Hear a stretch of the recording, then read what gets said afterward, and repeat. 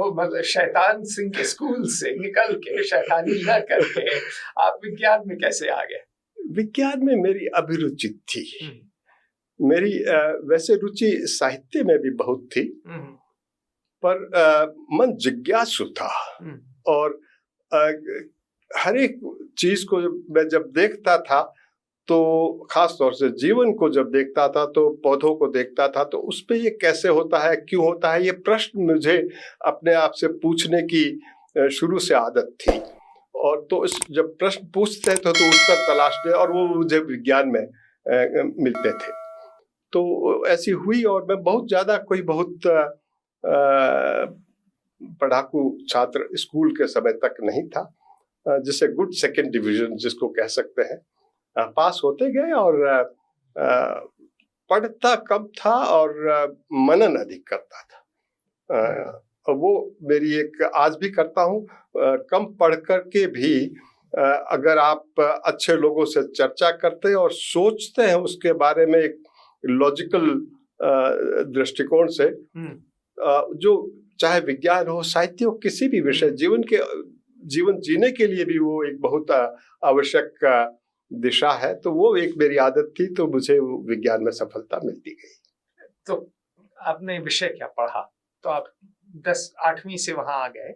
9वीं से वहां आए तो विज्ञान में तब भौतिकी, रसायन और जीव विज्ञान ये प्रमुख रहे, और साहित्य तो रहा ही। और फिर जब जोधपुर विश्वविद्यालय में आ गया तो वहाँ हिंदी और अंग्रेजी के अलावा यही 3 विषय रहे।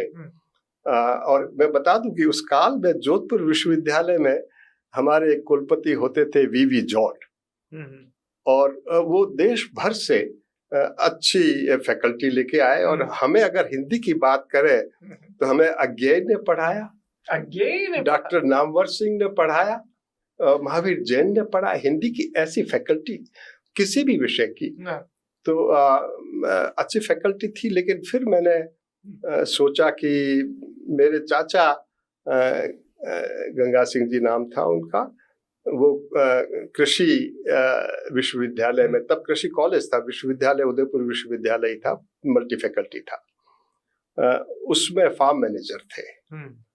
तो ये तय हुआ कि मैं जोधपुर चला जाऊं, जोधपुर से उदयपुर चला जाऊं। अच्छा। और उदयपुर विश्वविद्यालय में आ गए, भोपाल नोबल्स कॉलेज में, वहां से बीएससी किया। और अब तक मुझे पढ़ के और अंक लाने की कला थोड़ी थोड़ी आने लगी। तो बीएससी में मुझे प्रथम श्रेणी मिला। उस वक्त प्रथम श्रेणी बहुत कम लोगों को मिलता था। फिर मैं यहाँ दिशा थोड़ी बदली और कृषि के विषय में आया। पोस्ट ग्रेजुएशन जो है मैंने कृषि में, मृदा विज्ञान में वो किया। उस वक्त 4 विषयों में जो प्योर साइंस के विद्यार्थियों को भी कृषि में दाखिला मिलता था, उसमें मृदा विज्ञान एक था।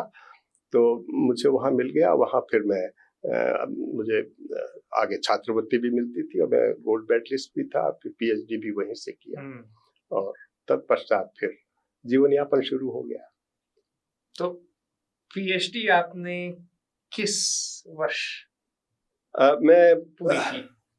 77 में मैं शुरू किया था, और इस बीच में भारतीय मौसम सेवाएं जो है, इंडियन मीटरोलॉजिकल सर्विस, वो 79 बैच का मैं अभ्यर्थी था, और मैं उस बैच का टॉपर भी था।